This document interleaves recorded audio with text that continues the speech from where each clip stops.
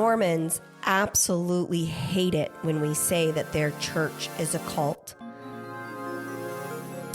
Unpacking Mormonism is a subsidiary of Daisy Girl Communications, LLC. All content herein is intended for educational purposes only and does not replace the advice or counsel of your personal care provider. We'll have to talk about what else could be crooked. All right, fine. We'll talk about something else that can be crooked, like, I don't know, your big toe or something's allowed to be crooked, but not your beard. I am, since Mason has left the military, I am learning how to be a self-taught barber to keep that very sexy salt and pepper beard all cleaned up and in order.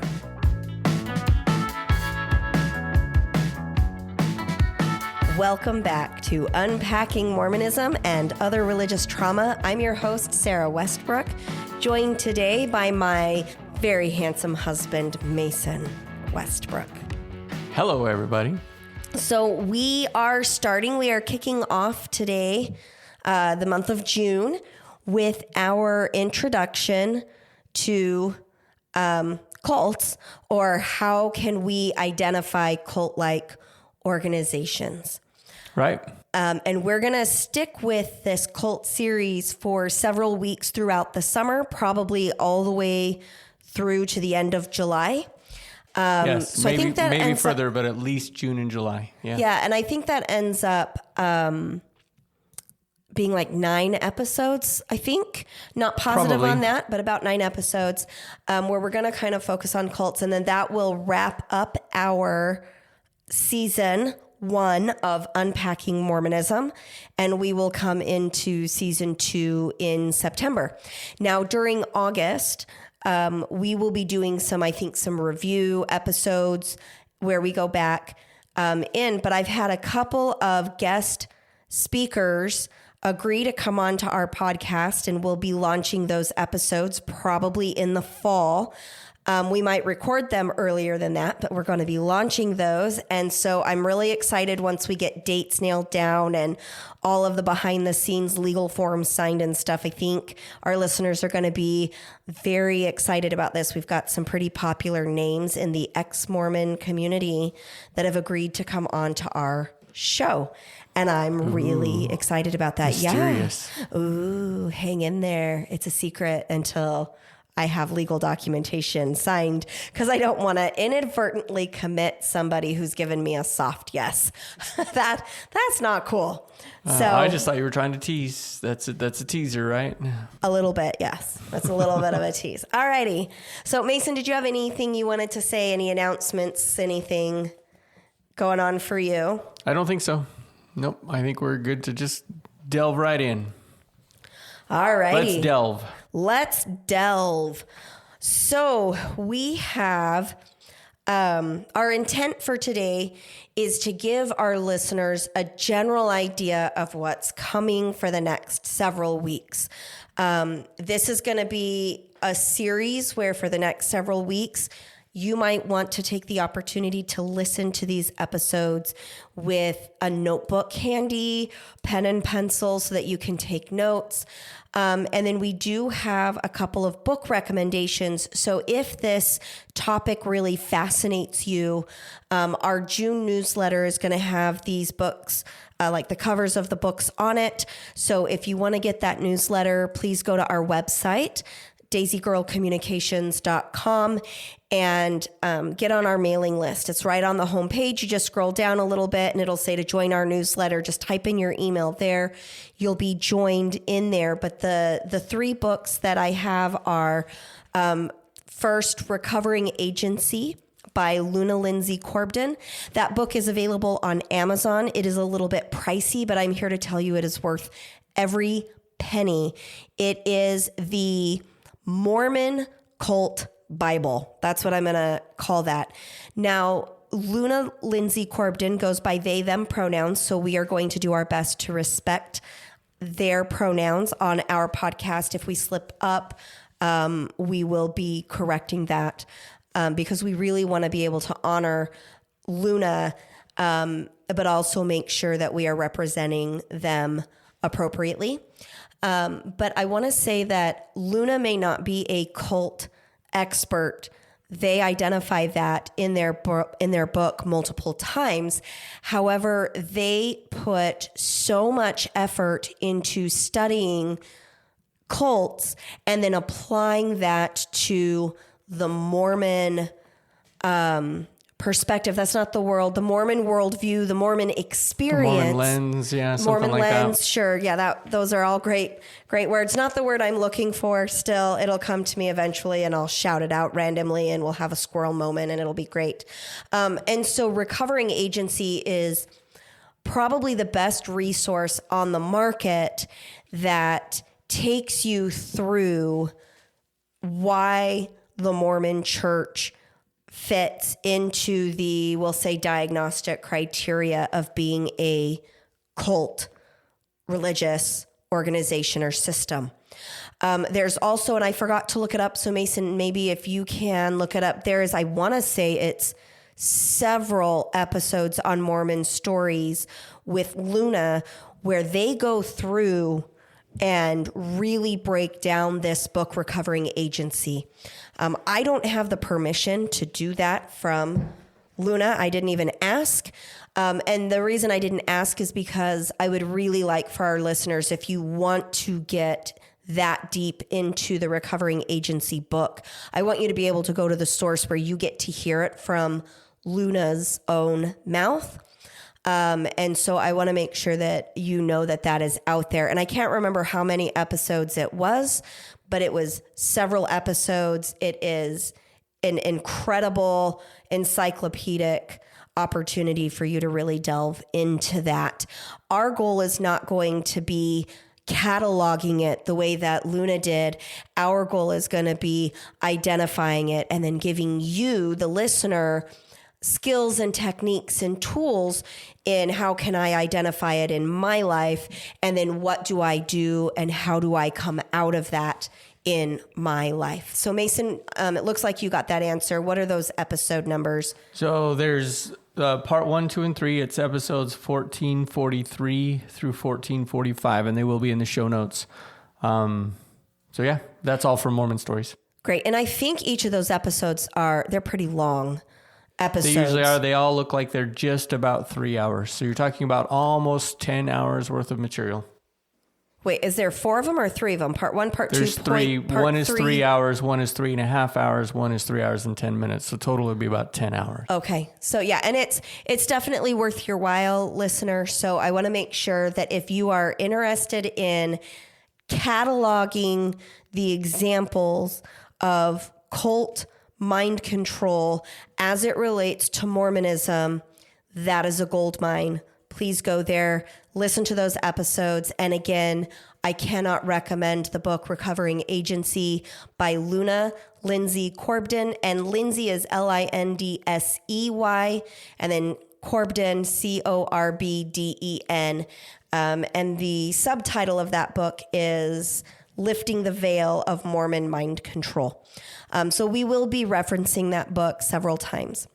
Did you have something, Mason? You looked like you did. Nope. Okay. Then I will have a few comments to interject here and there, but not at the moment. Great. All righty. Want to make sure I'm not talking over you. That would never happen. Never, which I have a tendency to do when I get really excited about something or when my brain is just working 20 million miles an hour. Mason's learned to be like, I'm just going to step to the side, let her run out of gas, and then talk. Something we're working on in our relationship. Okay. So the second book that I highly recommend, and I don't think that this book is available in print anymore, but I do believe you can get your hands on it on Kindle, but don't quote me on that. And that is Captive Hearts, Captive Minds, Freedom and Recovery from Cults and Abusive Relationships. And it is by Madeline Landau Tobias and Yanya Lalich. And that book, you can buy it in paperback. Paperback purchase is $200 $2.44. So it is an incredibly expensive book because it is no longer in print. But I know that Janja Lalich also has a website that is very, very informative and very good. And that website, I also did not prepare that before we started recording. So Mason will make sure that gets into our show notes. And then the last book is Combating Cult Mind Control. See, I'm not doing good at remembering these books, Mason, which is by Steven Hassan's. And Steven Hassan's is I'm going to say, the most popular, more modern day cult expert. And Steven Hassan's recently was on Mormon Stories as well. And those episode numbers are 1743 and 1744, where you can learn more about that. And the book that I'm talking about is Combating Cult Mind Control by Steven Hassan. And that is a #1 best-selling book. And the subtitle to that is #1 best-selling guide to protection, rescue, and recovery from destructive cults. So those are the 3 books on cults that we will be referring to quite a bit over the summer. And if our listeners want to delve into those books are all available on Amazon. And getting a copy of Captive Hearts, Captive Minds, it is incredibly expensive, but it is just a treasure trove of information if you are interested or fascinated by cults. Steven Hassan's book and Janja's book, they are not specific to Mormonism. So you're going to have to do a little bit more of the mental effort in making those comparisons, whereas Luna Corbden's book is very much about taking those concepts and applying them to Mormonism. Mason, did you have anything you wanted to add at this point? I'm busy adding all kinds of stuff to the show notes. So no, you're doing great. I just gave Mason a whole bunch of information to do admin stuff behind the scenes as we're going. So I really wanted today to kind of talk about what is a cult. And there's a couple of different definitions, several that you can find on the internet. But Mason, I think you had the one from the Recovering Agency book that you wanted to quote from Luna. If you could go ahead and do that here. I think that would be great. So this is from the book Recovering Agency. What page is that? Page 16. And it's under the caption, "What is a cult?" And there's a box here. So Luna says, a cult is a group or movement that to a significant degree, A, exhibits great or excessive devotion or dedication to some person, idea, or thing. B, uses a thought reform program to persuade, control, and socialize members, i.e. to integrate them into the group's unique pattern of relationships, beliefs, values, and practices. C, systematically induces states of psychological dependency in members. D, exploits members to advance the leadership's goals. And E, causes psychological harm to members, their families, and the community. That's a mouthful. That's a lot to think about, but I think it's a very, very good definition or look into what a cult is. Right. Well, and what Luna says there about thought reform is very interesting. Like they have basically like a thought reform curriculum. And I think a lot of times, especially in religious cults, we don't recognize what that thought reform looks like. And I want to say that it usually is very subtle. And it's subtle in the sense of it becomes so familiar to you because it is repeated over and over and over again so that you become what we would call indoctrinated or indoctrination or brainwashed. And a lot of times we seem to think that it's got to be this great, big, huge, obvious thing. And one of the things that I want to point out is that, and this was brought up by Steven Hassan's in the Mormon Stories episode 1743, and that, and I don't remember if it was Steven Hassan's actually, it might have been John DeLynn that brought it up, but one or both of them talked about how cults are definitely on a spectrum. And, so some cults have a lot more obvious thought reform, indoctrination, and brainwashing techniques where you see somebody depart from their, so if I'm going to join that cult, let's say, in my 20s, where, within a year or two, I'm a completely different person with a completely different personality, different ideals, a different way of looking at the world in, seemingly good or can be oftentimes very negative ways, but that it's very much a spectrum.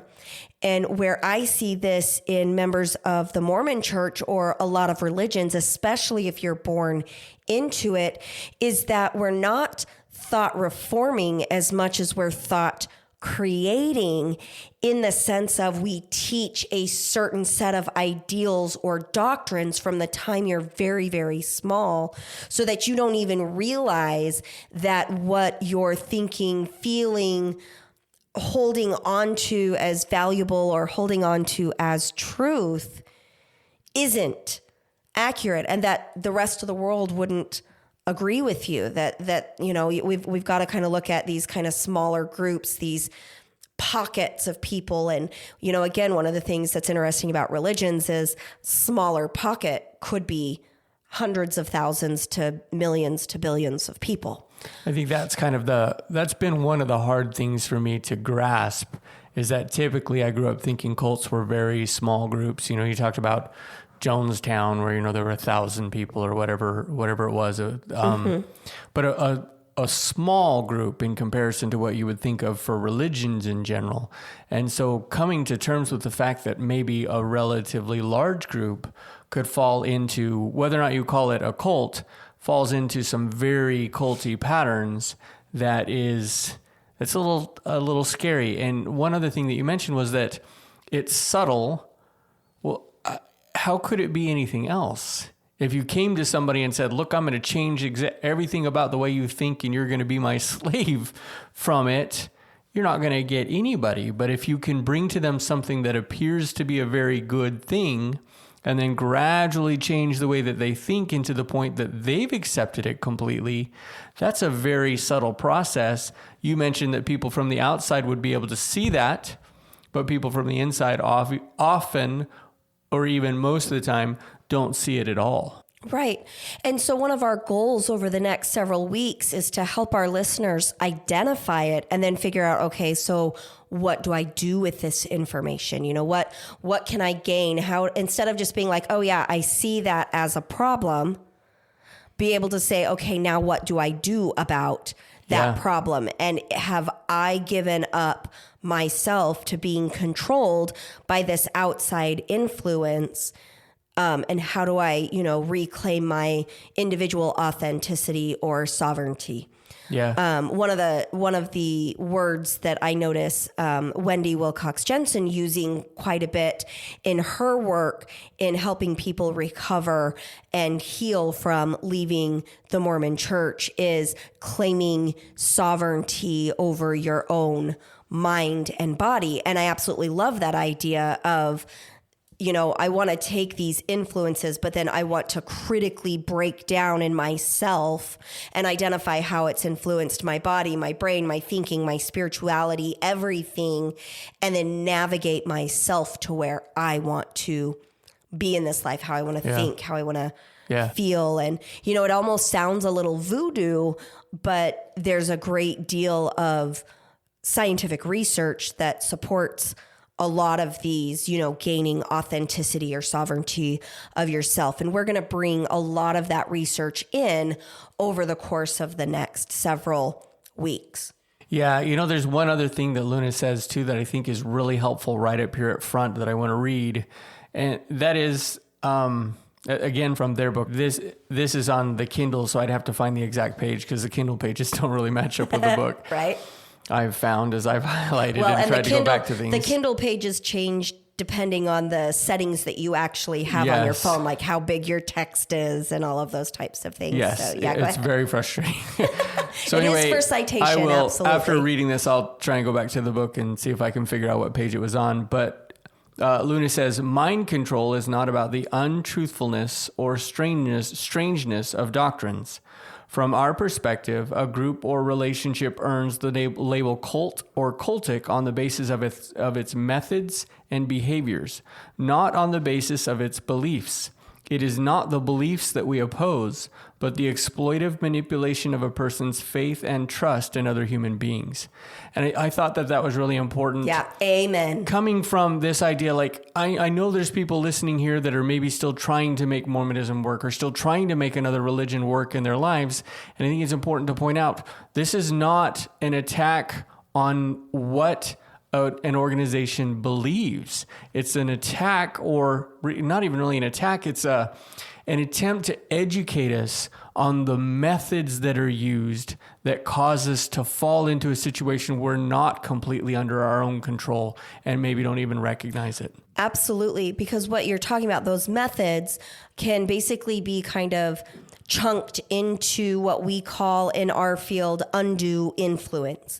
And so, we're going to be really digging in next week to what is undue influence and how is that being demonstrated in the Mormon church. And again, we're picking on the Mormon church, not necessarily because we just hate them, but because that's our experiential expertise. So if you're listening and you're not Mormon, but you're Jehovah's Witness, or you're Seventh-day Adventist, or you're part of the Moonies, which is still a cult that's alive and well. I believe Nexium is still alive and well. We want you to be able to draw those parallels. It was page 19, by the way. Page 19 for the awesome. Recovering Agency. Awesome. Thank you, Mason. What is that, Mason? I asked you before we started to look up the definition for undue influence. And is this like the Oxford Dictionary or something? I don't remember. So I looked it up just online. I just Googled it, but it says definition from Oxford Languages. So I'm not exactly sure which quote unquote book that would be coming from. But it is influence by which a person is induced to act otherwise than their own free will or without adequate attention to the consequences.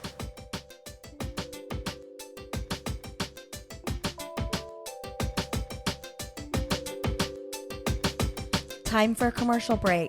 We'll be right back. The mighty and resilient Merrimack River, carving through the communities of our great region. My name is Linda Lorden, proud president of Merrimack County Savings Bank. And like the river that serves as our namesake, we're a constant yet ever-changing presence. Because to us, it's bigger than banking. It's about powering communities and putting people first. It's about knowing where you came from and where you're going. That's Merrimack style. Visit us at themerrimack.com.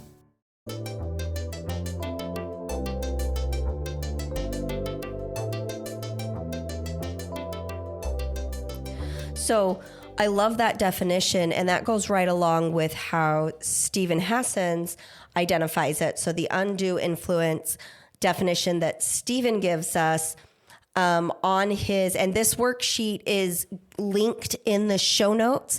I would recommend our listeners go ahead and print that off, because we're going to be coming back to this worksheet frequently over the next 9 weeks. When you click that link, it's going to take you to the Freedom of Mind Resource Center website, which you can find at www.freedomofmind.com. This is a website full of resources and access to counselors and other people that are cult experts. I am not a cult expert. In my field of study, I'm able to identify when there's a problem, but if you were specifically coming to me because of something to do with extreme cults or cult extremism, I would be referring you to somebody, and this would be a website that I would go to help identify professionals to help a person deconstruct that, because this is not where I have spent the majority of my study. So working through extremist cults is a very highly specialized field. And so I just want to make sure that our listeners realize this is not my area of expertise beyond identifying it. So I would say we've got this worksheet. You just need to go to whatever platform you're listening to it. The link will be in the show notes. You can just click on that. It'll take you over to the Freedom of Mind webpage. This is a free resource. It's 2 pages. It is packed full of text. Y'all, it took my printer a little while to print this because there's just so much text on it. Yeah, this is not something you're going to sit down and just kind of glean over the course of a couple of minutes. This takes some time to work through. It's 2 pages that you're going to have to study to really get it. But we it's are packed with information. It is. It really is. But we're going to kind of go through this and break this down as it relates to Mormonism over the next several weeks. But Steven Hassan says in the opening paragraph on this worksheet, undue influence is any act of persuasion that overcomes the free will and judgment of another person. And I think what's really interesting there is that a lot of Mormons are going to say, but I have my free will. The Mormon church tells me that my free will is the greatest gift ever, but we're also taught to give our free will back to God and obey all of the rules of Mormonism. And Mace, did you have a comment? I was just thinking that one of the things that I've taught certainly many times and have thought for myself was that the only thing that God would never take from us is our free will or our agency, but that's the one thing he asks us to give him. And it's a very common idea in Mormonism. If you look at it from the perspective of a persuasive piece of information meant to essentially take your free will from you, it really does fall into that category of things.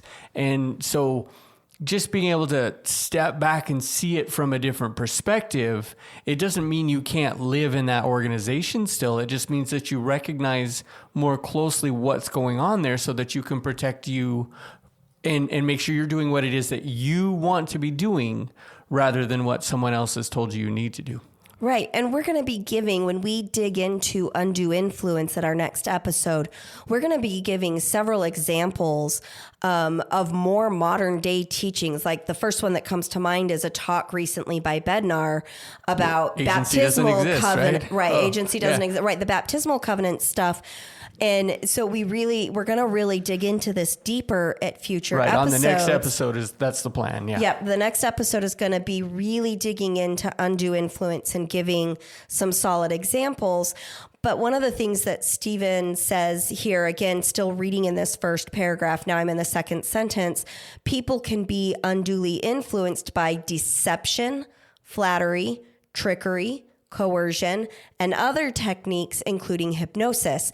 And when I read this and I think about troubling Mormon history and why the Mormon church has not come out and said, yes, this is a thing. So Mason, you've said many times one of your biggest issues with the Mormon church is not taking accountability for hiding the truth.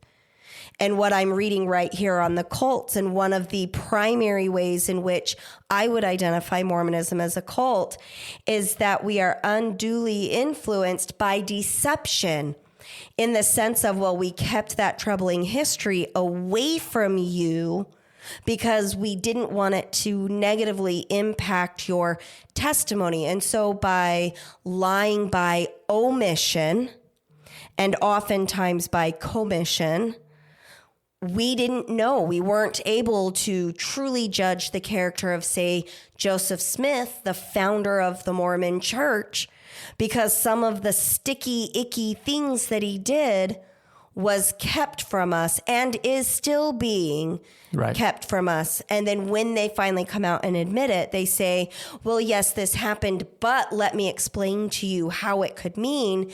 And so there's that coercion. There's that, I don't trust you, Mason Westbrook, to make your own opinion about what this sticky history means. Therefore, I'm going to give you a portion of the facts, and then I'm going to, quote unquote, whitewash the interpretation of that to keep you from thinking for yourself on those issues. Yeah, there's a lot of power, and this is kind of how I feel like this works. There's a lot of power in saying, I need you to accept this idea first. I need you to make it a piece of who you are. In this case, you're talking about Joseph Smith or the Book of Mormon or even Jesus Christ for a lot of religions or Allah. I need you to accept this idea that these are real and true and vital to who you are and to your future. Once you've accepted that piece, it's a lot easier for them to kind of sort of work in the details. Well, yeah, maybe that happened. Maybe this happened. Let's just kind of deal with it. And you're already committed. So you try and deal with things rather than saying, look, for this example, this is who Joseph Smith was. This is what he did. These are the parts that we feel are terrific. These are the parts that we feel not so good.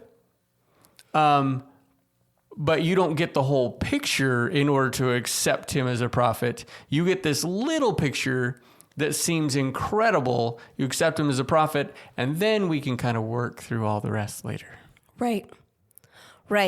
And or things like we excuse the bad things away and blame it on God. So like with race in the priesthood, it wasn't Mormonisms, it wasn't the racism of the Mormon leaders that stopped them from getting the priesthood. It was God didn't release the curse. And then God didn't want it. Right. And then after a lot of social pressure and, the Civil War and all of these other things happened and the church was under a great deal of pressure, then the Mormon leaders went and asked God, and then the curse was released. We're blaming God for really hurtful things and whitewashing the fact that if we go into that history and we look at a lot of what these leaders were saying, we're not able to say, hey, those leaders were really racist, and that's probably why our church was behind the curve on that. We're not able to give the accountability. Like it's not even supposed to be an option. Like how many true believing Mormons are going to say those leaders are the reason that it happened? It's the leaders that taught these things. No, they're going to say those leaders were acting in God's will and they did what God wanted them to do. And that's taking away our ability to think critically because we're being told how to think about those things, how to interpret that. And I think it's important to recognize, when our kiddos are little, we do this as parents. We tell them it's important to A, B, or C because A, B, and C. But the goal is that as our children have a fully formed frontal cortex, we as parents create an environment that is safe for our children to have a different opinion than us and not lose their community. Right. Because indoctrination and brainwashing, we do that with things like your multiplication facts. Sure. We're going to drill those into your Do head. your own dishes. Right. Over and Clean your over room. and over. Yes. We're going to be giving our children certain life skills that are good in a manner that is indoctrinating. So a straw man argument that I'll develop right now, but as an analogy to illustrate this point is, I'm going to teach my children how to fold their clothes. I'm going to teach my children how to fold their clothes in the same way that I fold the clothes today and put them away in their drawers. Right. But when they're adults and in college, if they get on, YouTube and they discover a different way to fold their shirts or their underwear, they join the military and learn how to roll their socks instead of fold them, or they get married and their spouse prefers it a different way, I'm not going to withdraw love or support or fellowship in our family simply because my children are now folding their clothes differently. I'm allowing them to do it differently. And Right. And that's an analogy. It's not a straw man argument. Right. It's an analogy. It's an analogy. And it breaks down pretty quickly because I know that religions are going to say, oh, but you're never going to allow them to think 2 times 2 isn't 4. Right. And yes, there are things that are, factual truth, but religion really isn't. I mean, I know that a lot of us will believe that it's factual truth, but it's a belief system. It's a guide that many of us use to develop morals and standards and personal values for our life. But it is not scientific fact in the sense of certain mathematical laws or physics and those types of things. And so we've got to really learn how to be more flexible. For me, Sarah Westbrook, I would say any religious belief is, could be wrong. We won't know until apparently after we die. So I'm going to allow myself some flexibility there. Yeah. You mentioned, accountability, not being able to accept the history. Yes, those are an issue for me. Ultimately, it comes down to an unquestionable authority. And that's a big deal also in just cults in general. In fact, Luna says something about that, a quote that I have highlighted, because the unquestionable authority is a big piece of being culty or being in a cult. And so I hope that this is kind of whetting your appetite, because this is what we're going to do is we're going to talk about some of these things like you mentioned, recruitment things. We're going to talk about recruitment techniques for cults, and we're going to talk about mind control and all these things so that we can kind of break down some of the pieces. Well, and you said something just now. What did you say? I'm gonna misquote you. Listeners, I'm misquoting him, but you said something about the unquestioning authority. Yes. And I'm gonna add to that the fact that Mormons are not allowed to criticize their leaders without it being considered a sin is culty. Yes. That is what makes that culty. The fact that the prophet of God does not answer to his subordinates or his followers. Mormons would believe, well, he answers directly to God. Hey, guess what? That's concerning. That's culty. Right. Can I just go ahead and read this real quick? Hang on, let me finish this. Well, does it go along that no. line, or can I finish my definition of cults? It goes along the line of what we just said. Okay, go ahead. I'll let you go first. So Luna says Okay, hang on. Time out. Mason is going to be quoting Luna a lot because in preparation for this, that's the book that he's the most familiar with because that's the one that you've been reading. So I just want to make sure our listeners know Mason's not quoting a lot of these other resources because he's just not as familiar with them. So you're going to see that almost bias towards Luna's book. And I'll help round that out because I'm a lot more familiar with the clinical stuff of Steven Hassan's and Yanya Lalich and those things because that's what I studied in school. So you're going to kind of see this funky balance. I just wanted to give our listeners a reason why. Go ahead, Mason. So Luna says, the power of religious ordination enables someone who is psychopathic to exploit the devout around them. How expedient a position to be a prophet with unquestionable superiority and providence. For the wrong person, it is absolute power that corrupts absolutely. Now, I'm not saying that the prophet of the Mormon Church falls right into that, but when you have someone that has unquestionable authority, it's a recipe. Well, and that's my ice machine. We keep hearing something, guys, in my office that sounds like somebody's knocking. It's just my ice machine in the other room. The kids aren't here anymore, so we have the door open because it's not as hot. There's a weird noise and nobody's in here. What the heck is that? Call 911. Somebody's infiltrated. Gail bought me Gail is my office manager. She's a jewel of a human being, but she knows that I like ice in my morning coffee/protein shake. And so she bought me this little ice machine, and my guess is one of the kids pulled some ice out of it to suck on, so now it's refilling. But it's every 8 minutes. It like flash freezes the ice cubes every 8 minutes. So yeah, I did that earlier too. My son was like, did somebody just knock? And then I figured out what it was. So total squirrel moment. Right back to Hassan and his bike model here. The recording studio is not haunted. No, there was a word, I think, when you were quoting Luna, they said, was it sociopathic? Psychopathic. Psychopathic. Yes. Thank you. Okay. So they said psychopathic individual. I'm going to add in words like narcissistic. Sure.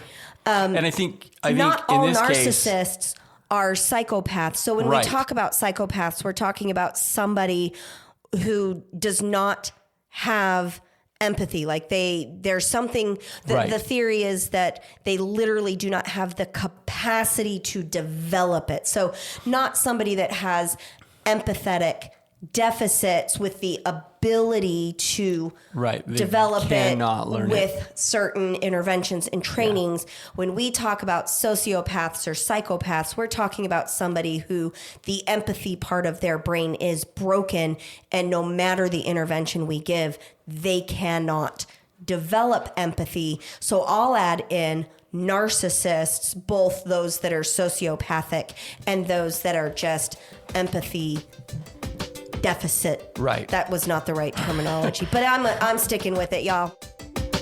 So let's take a quick commercial break. Unpacking Mormonism will be right back. Chicken tacos should only be trusted to chicken professionals. That's where we come in. Introducing Zaxby's new chicken finger tacos. One comes with pico de gallo and creamy chipotle ranch. And the other comes with bacon, lettuce, tomato, and avocado ranch. Chicken experts since 1990. Chicken taco experts since now. Order yours today in the Zax Rewards app. Woo, saucy! Zaxby's.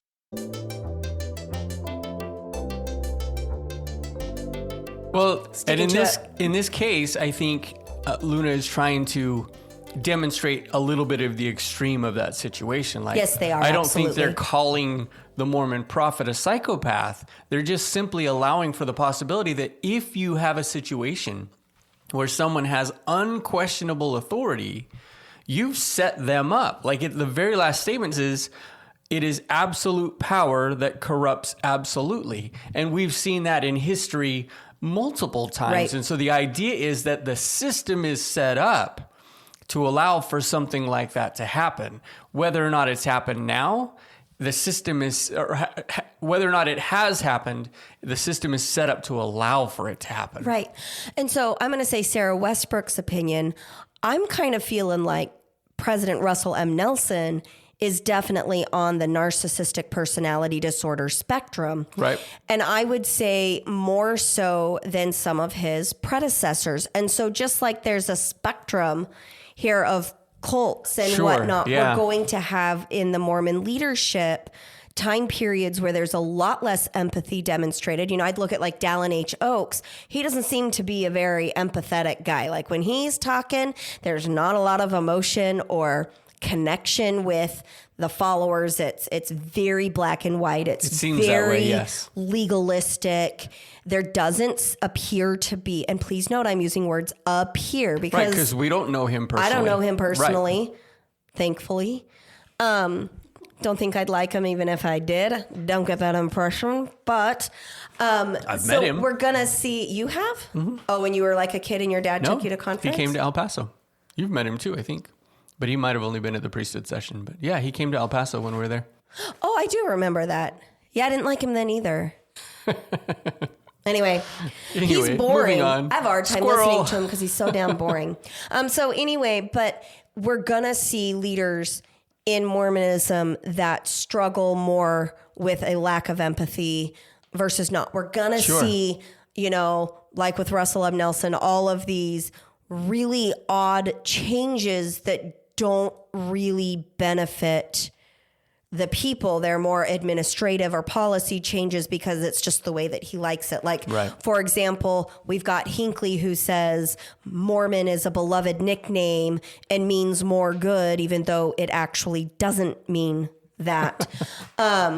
He was trying to make the best of the fact. Right. And then we get Nelson who's like, Mormon is a win for Satan, so let's not use it. How did we whatever. I would say that Hinckley demonstrated a greater capacity for empathy and understanding and allowance for some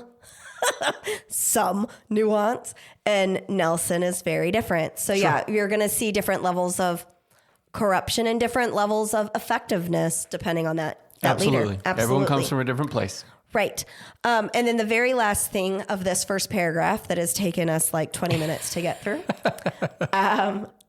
is that Steven Hassan points out in a court of law, undue influence is a legal term which involves a person or group taking advantage of their position of power over another person or persons. So we've got this term undue influence as it relates to the cult mindset, which is, I'm going to say, more nuanced in the definition, whereas in a court of law, it's somebody who's taking advantage of or abusing their position of power to cause harm. Right. So I got through the whole paragraph. Well, and there's a whole nother page, some of which I'm certain we'll go through on the next episode where we talk about undue influence more deeply. We're going to touch base a little bit on that second page today as well. So I want to point out, I want to reiterate something that John DeLynn pointed out in that episode 1743, which was, in his opinion, and I'm going to agree with John DeLynn's opinion here, and state that one of the reasons that Mormons don't necessarily like being identified as cults is because they tend to think of those extremist cults like Jonestown or Heaven's Gate, and they're like, hey, Mormonism isn't anything like that. And I want to reiterate what John DeLynn said was, it's more subtle. We're maybe not quite as extreme in the toxic side of cult mentality, but that doesn't erase the fact that Mormonism, from a diagnostic perspective, absolutely meets the criteria of a cult, and that we're going to be looking at some of the more subtle pieces, and then at the end looking how that changes or takes control over somebody's ideals of themselves. They kind of hijack it, and now the person is part of this church rather than you being an individual, authentic, nuanced person. And so we're gonna kind of talk about that more subtle psychological harm. And I believe that because it's more subtle, we get more deeply entrenched in it. And this is one of the reasons that as people walk away from Mormonism, you see this huge cavern about things. So like, Mason, your brother recently sent a text to your family's group that says, anybody leaving the Mormon church, it shouldn't change the relationship. But then later you and that brother had a conversation of, you're right, maybe it quote unquote shouldn't. I'm using the should word a lot today. Maybe it shouldn't, but the reality is it does. Right. And it's toxic and it's heart-wrenching and it's destructive to families. One of the things that we're going to be breaking into is why this psychological control is causing that. We've talked about what to do when those communication issues come up. Now we're going to be talking about why it is there in the first place over the next several weeks. Right. Well, and it's almost like Mormonism is saying, because we didn't end the same way that they ended, we must not be a cult. And they're ignoring all of the things that are going on that are cult-like. Right. We haven't had a mass suicide, therefore we're not bad. And we're not branding people like NXIVM did, so we're not as bad. Right. Well, I'm going to say you're worse in some areas and better in other. But let's not say just because I'm not worse, that doesn't mean there's not a problem. Right. Here. There seems to be no accountability for the fact that people are feeling like what is going on in Mormonism is very culty. There's like no acceptance of the possibility. So one of the things that, and yes, Mason, thank you. I agree with that. My brain shifted before you finished your statement. ADHD. That's moment. all right. We're getting close to the end. Yeah, so we're getting close to the end. Sorry. Take us to the end here. So when I look at something that's a cult, one of the things that I look for when I'm doing this is in clinic with somebody where I'm like, oh, you might be involved in, unhealthy relationships, cult-like relationships or cult-like systems. I'm looking at how much an outside source has control over that individual's person or their body, their mind, their spirit, their opinion, their thoughts, their resources. That's what I'm looking for. And so essentially when we're looking at a cult, we're looking at how much that undue influence has taken an individual's, body, mind, spirit, resources, cognitions, time, those types of things. And that's really where we get into Steven Hassan's bite model, which kind of takes Janja Lalich and the other author of that book. It takes that information, which was really our first on the scene, I'm going to say, understanding and breakdown of the cult mentality. And then Steven really made it, I'm going to say, user-friendly. With his bite model is how I look at that and how it was kind of presented to me as I went through my master's program and my continued education courses and so on and so forth. And so that bite model, BITE, all in caps, it's an acronym and it stands for behavior control. And these are things like regulating an individual's physical reality. Behavior control is going to be like financial exploitation, manipulation, or dependence. So you're going to become financially dependent on something, or the cult is going to tell you what to do with your money. And that financial stuff like tithing, even though you don't necessarily, quote unquote, have to pay your tithing in order to have full access to all of the benefits, you do. So that's going to be something that we cover in more depth, or, forcing individuals to do certain things or instilling dependency or obedience. And that's really where we see that we are instilling obedience to an organization under the guise that it's a quote unquote good or righteous thing to do. So that's kind of that behavioral control. Yeah, I just have one question for you, actually, looking at this bite model, because there's so many criteria here.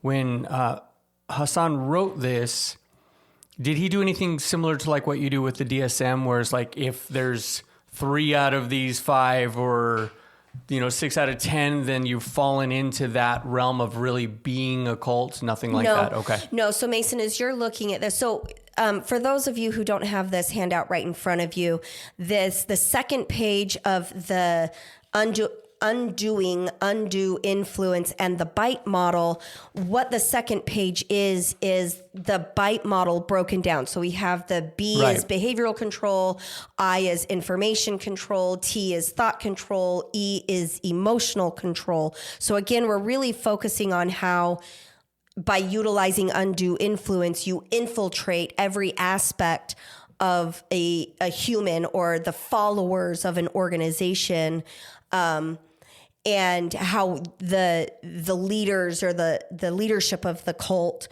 gain control over those aspects. Right. And so really, I would say that if you can check off all of these numbers that he has or these examples that he's giving on this worksheet, the more check marks you have, the more severe you are in the spectrum. So then you would be looking at this like regulating an individual's physical reality. If let's say I'm an emotional abuser and I have one of my kids thinking that if they don't eat their green beans, aliens are going to abduct them.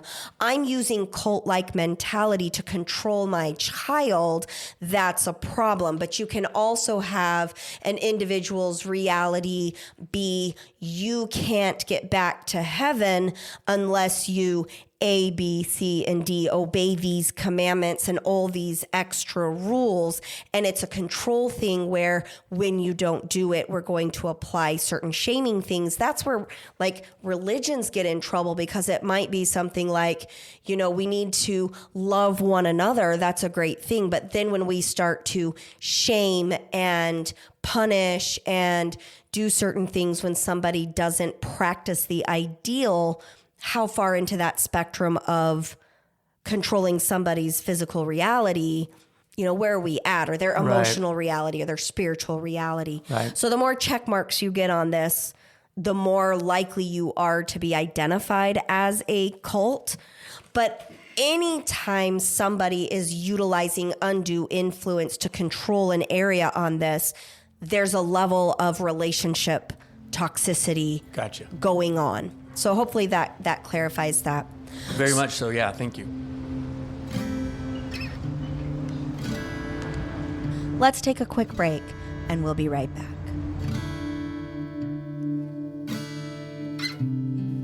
Yeah, so the I in this BITE model is information control, and that would be, that he's got 6 different things. So deception, so deliberately withholding information, minimizing or discouraging access to non-cult sources of information.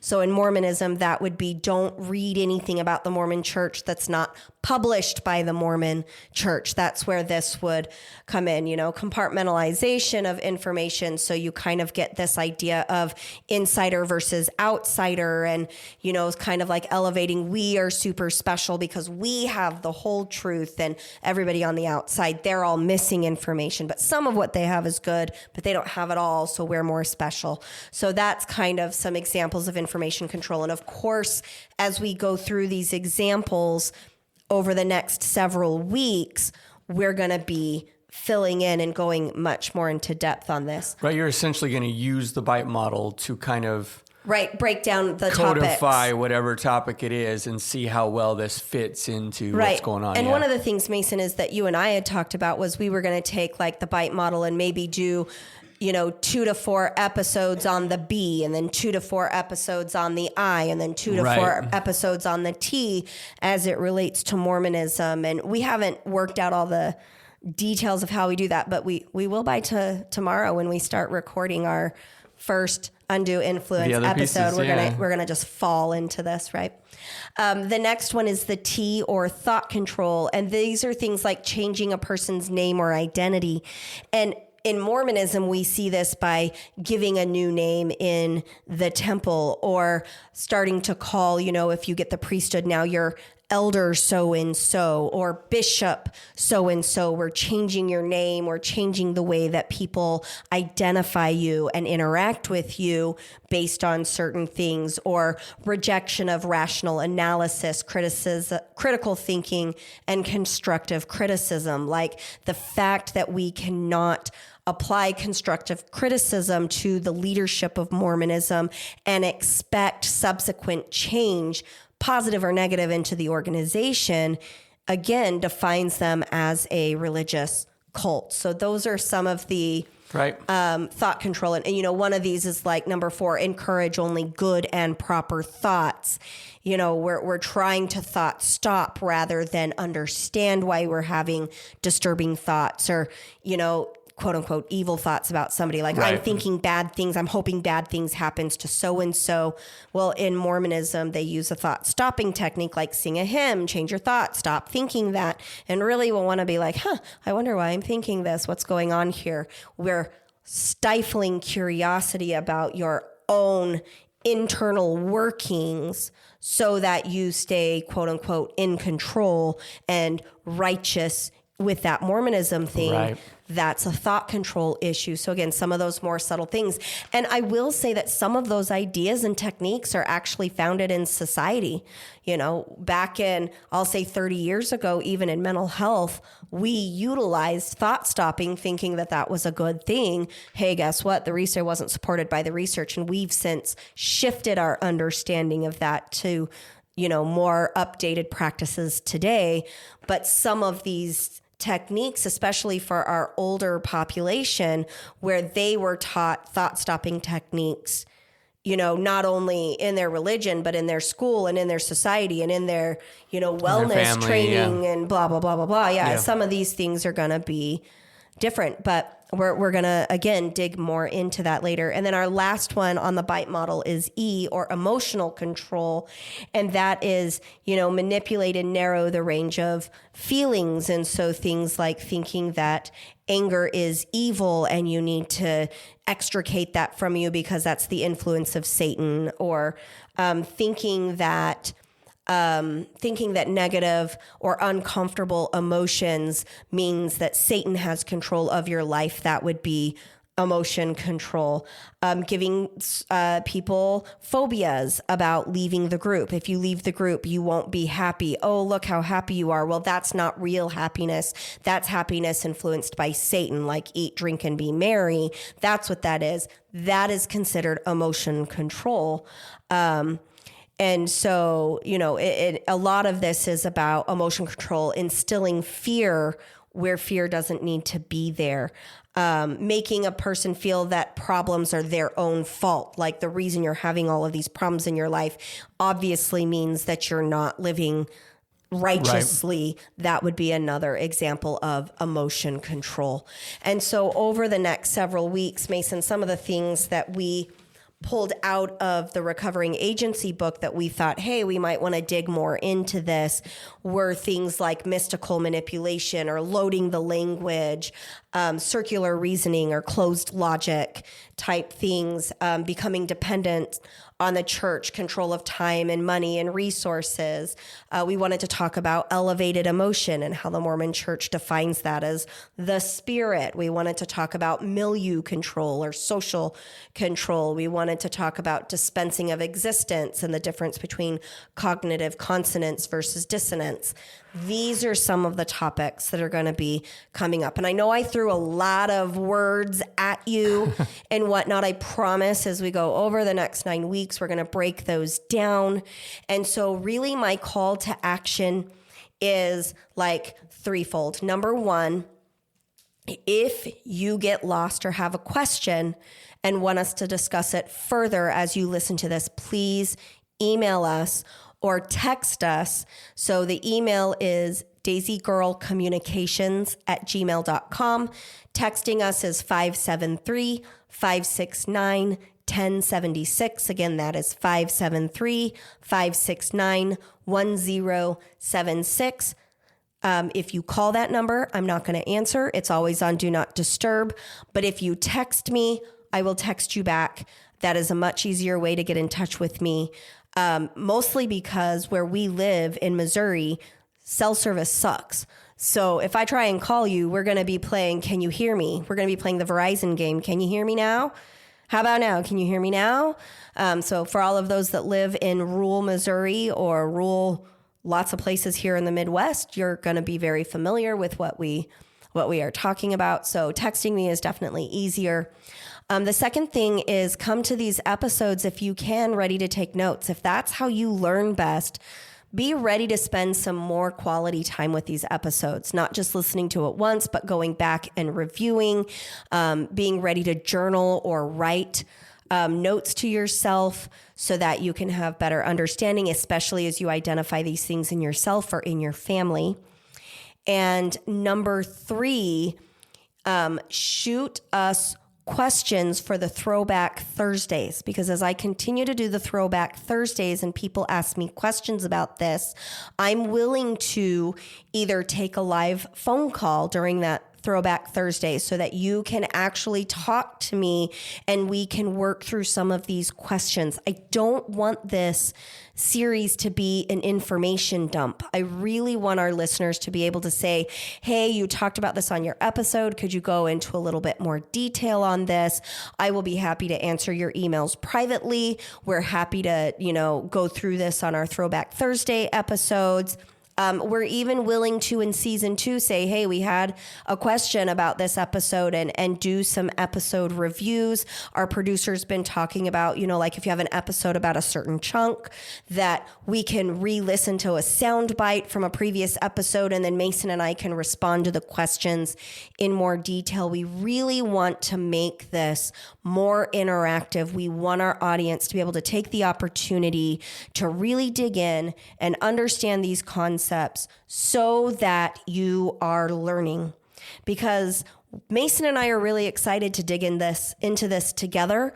I have a lot of expertise in identifying when there has been an issue of undue influence and whatnot. I've got expertise in helping people kind of walk that back and reclaim their own identity. I definitely do that, but not necessarily with cults. So Mason doesn't have that expertise. We're going to be learning together in different ways, and we want to make sure you, the listener, has a chance to engage so that we can learn together, because learning as a community and gaining the understanding and thinking about it critically is really productive. And I want to be the first one to say that if I don't know your answer, I'm not going to make shit up. I'm going to say, you know what? I don't know.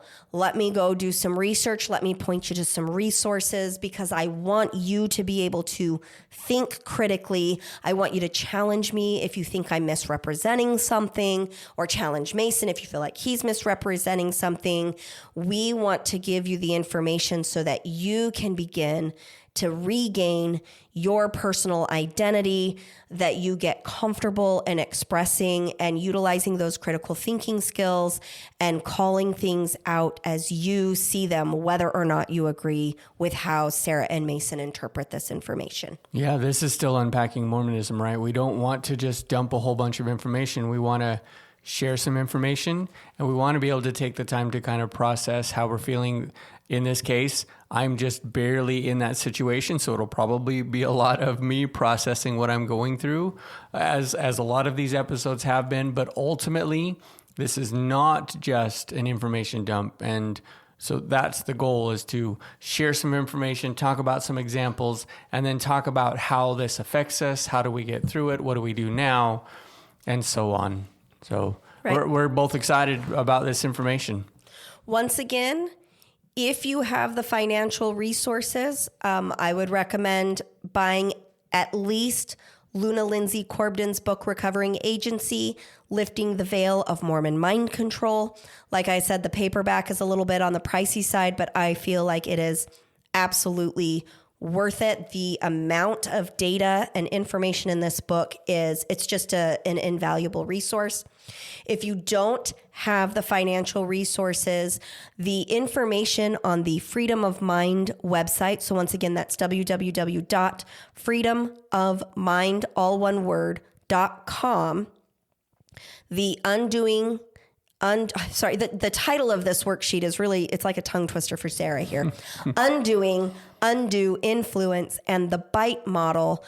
It's free, y'all. You can click the button. It pulls it up in a PDF form. You can print it off. You can save it to your device.